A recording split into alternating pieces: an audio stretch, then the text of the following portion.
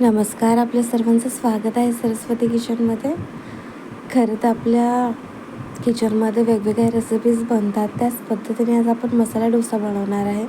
पण जसं सर्वांची एक आवडती गोष्ट असते डोशामध्ये, तशीच माझीसुद्धा एक आवडती गोष्ट आहे, जी आज मी तुमच्यासोबत शेअर करणार आहे. जसं की ते पाहू शकता, मी अगोदर तेल लावून घेतलं होतं तव्याला. त्यानंतर थोडंसं पाणी शिंपून छान तवा पुसून घेतलेला आहे. त्यानंतर यावर छान की एकदम पातळ असा डोशाचं बॅटर पसरवलेलं आहे यावर. आणि डोशाचं बॅटर नॉर्मल आहे जसं सगळे बनवतात. 3 भाग तांदूळ, 1 भाग उडदाची डाळ, 1 भाग पोहा, 1 चमचाभर मेथी दाणे, बस यालाच भिजू घालून ग्राइंड करून घेतलेलं आहे. आणि याला रात्री जेव्हा आपण मिक्सरमधून काढून घेतो बॅटर, त्यात थोडीशी साखर घालून मिक्स करून ठेवलं, जेणेकरून फार आंबटपणा त्याला येत नाही आणि ते फर्मंट पण छान होतं. नंतर त्यात मीठ घातलं सकाळी मिक्स केल्याच्या नंतर. आणि त्यानंतर आपला हा बॅटर रेडी आहे. आता हे बॅटर पसरवल्याच्या नंतर यावर आपण एक मसाला लावलेला आहे. आता हा मसाला नाही आहे ॲक्च्युअलमध्ये, ही आहे लसणाची चटणी, जी तुपामध्ये फ्राय केलेली आहे. ही पण खूप सिंपल आहे. लसूण ठेचून घेतला आहे बारीक, त्यात पाणी आणि मिरची घातली आहे, त्याची छान पेस्ट बनवली आहे खलबत्त्यामध्ये आणि ती तुपात फ्राय केली आहे आणि ती यावर लावली. याने इतका खमंग आणि इतका सुंदर टेस्ट येतो. मला फार जास्त आवडतो, म्हणून मी तुम्हाला शेअर करते आहे. त्यानंतर आपण जो बटाट्याची भाजी असते किंवा बटाट्याचा मसाला असतो, तो यावर सगळीकडे स्प्रेड केलेला आहे. आणि याला छानपैकी आपल्याला डोसा लाल होईपर्यंत भाजून घ्यायचं आहे. म्हणजे काय होतं की डोशाला जेव्हा तो मसाला चिपकतो, तेव्हा जेव्हा आपण एक बाईट घेतो आणि चटणीमध्ये बुडवतो, तेव्हा ती खूप छान लागते. हे त्यासाठी आहे.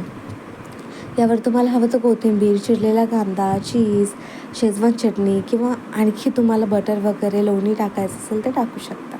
आता मला फक्त एवढंच आवडतं म्हणून मी एवढंच टाकलेलं आहे. पण डोसा फोल्ड करताना जर तुम्हाला आणखी यावर बटर किंवा तूप लावायचं असेल तर लावू शकता. आता जसं मी अगोदर सुरुवातीला लसणाची चटणी तुपामध्ये फ्राय केलेली लावली, तर त्या ठिकाणी तुपाचा टेस्ट आला आहे. तसंच वरच्या आवरणाला मी कमी तेल किंवा तूप वापरते, त्यामुळे मी जेव्हा डोसा फोल्ड करतो आपण, त्यावर थोडंसं तूप लावलेलं आहे, ते पण पाहू शकता. आता याला छानपैकी लालसर पण आलेला आहे. याला आपल्याला फोल्ड करून घ्यायचं आहे. आता फोल्ड करताना तुम्ही पाहू शकता, इतका पातळ बनला होता हा की एकदम असा तुटला गेला आहे कोपऱ्याला. हेच रिझन असतं की आपण जर म्हणतो ना क्रिस्पी डोसा बनायचा असेल, तर जसं मी प्रेस करते त्याला तसं तो तुटतो आहे. यावरूनच कळतं की तो किती क्रिस्पी बनलेला आहे. आता हा छानपैकी तयार झाला आहे. आता याला तूप लावायचं थोडंसं आणि याची जी चव लागते ती भन्नाट असते. मला फार फार फार जास्त आवडते. एकदम तिखट आणि ते म्हणतात ना, आणि याच्यासोबत जर पुदिना, कोथिंबीर, डाळवं, हिरवी मिरची घातलेली खोबऱ्याची चटणी सोबत सर्व केली, तर मग तर विषयच भारी आहे.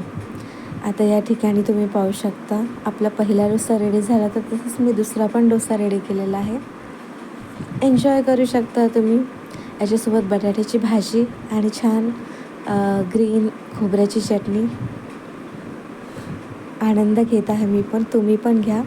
रेसिपी आवडली असेल लाईक, शेअर, सबस्क्राईब करा. कॉमेंट करून सांगा तुमचे काही सजेशन असेल तर. थँक्यू.